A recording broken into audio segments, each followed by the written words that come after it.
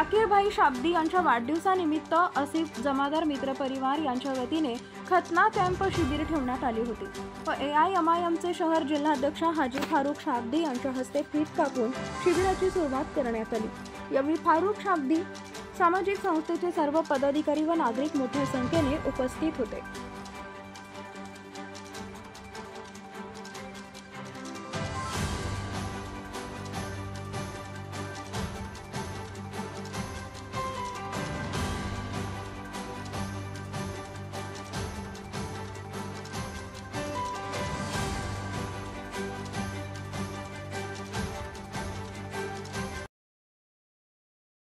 आमच्या नवनवीन व्हिडिओसाठी लाईक, शेअर आणि सबस्क्राइब करा।